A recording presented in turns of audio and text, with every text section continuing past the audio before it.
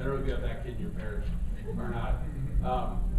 But one of the things that, as we started talking about this workshop that we both run into, is some kid that's really excited about some idea that they have to, like I have a guitar player that likes a distortion pedal, and he really wants to play it. And I want to be the kind of person that tries to find a way to incorporate that if I can. And if I can't, again, it's all about are you helping the congregation pray? Sometimes that exuberance, or maybe they have some idea about bringing up the gifts, or about decorating the church, or whatever it is, or a creative way of doing the liturgy of the word. Sometimes it's just about doing something crazy in the liturgy, and sometimes they're really trying to think differently about helping people pray. And how do you take that idea and turn it and affirm the idea without running up against an angry pastor or a letter from your bishop or something like that. So these are a few, I think, tips that are important. Remember the relational ministry stuff we went over. Having a good sense of adolescent adolescent development is good. So remembering the age of the people you're working with. Almost always there's an idea behind the idea. Meaning, again, are they looking to do this like spiritual sounding country song at mass? And you're like, I don't even know. This might be about somebody's girlfriend. Are they just wanting to hear their favorite song, or are they trying to integrate their life with their faith?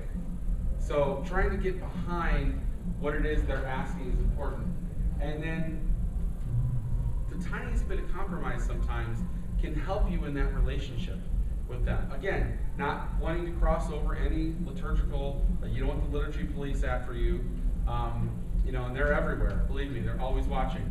But just sometimes the tiniest bit of compromise lets that team know I've been listened to, and my suggestion mattered. So I think that's important to remember. So we want to, I don't know how we're going to do this. Maybe in terms of maybe three. Groups of 2 or 3. Yeah. We want to give you a chance to discuss some of the things we've been talking about, and really maybe discuss some of the things that have been important to you that you kind of came into the room with. So I'm not going to read through these, but if you want to just gather in groups of 2 or 3, I would recommend strongly that you split up from, if you came with people, that you split up from them, and that you have 3 people in this group that don't know each other at all. That you pick 1 or 2, you can do all 4, I don't care, of these questions, and discuss them, and then we'll gather back and kind of see what you came up with in a little while. So I'm going to let you do this on your own, your adults, and we'll see you in a few minutes. I think practically, though, especially when it comes to pastors and seeing a pastor as a roadblock to some of the things that we think might help our particular situations, it's easy to think of the pastor as the shepherd, as the head of his flock. And there's another expression, in persona Christi, especially at liturgy, right? He's in the person of Christ. But the actual expression isn't that at liturgy. It's in persona Christi capitas. He's present as Christ, the head. Christ still has the rest of Christ's body, right? Who is us, the church. And so if we start thinking about some of the practical considerations on how do we move forward on some of these things, here are a few other things to add into the conversation. We're going to turn you loose on some more discussions here in just a second. How many of you have ever been at a parish that has a mass schedule that looks a little like that? I actually pulled that from a parish's website. I didn't put which one up there. But the one thing that I want to point out is there's the youth mass at 7 p.m. And it gets to be a place where the young people are quarantined.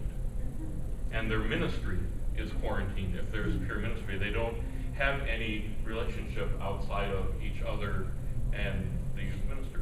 Their parents aren't there. Other people, older folks in their community aren't there. It might be a blessing for peer ministry, but if you quarantine the young people there and don't allow them to be a part of the whole church, if you've got young people who are lectors, but they only do it at the youth mass, then no one else in the parish knows these young people are a gift to us. They have skills and talents. Our preference would be to not do that, to allow the young people to be a part of the church as a whole. Now that doesn't mean you can't have a mass where there is vibrant music, for instance. At our parish, it happens to be the 11:30 mass. That's where we have the guitars and the drums and all the things you would expect. But my pastor, when we have a youth minister, which is kind of a come and go situation at our place, it's not the youth mass. It's just one of the parish masses of the week. That's something to strive for.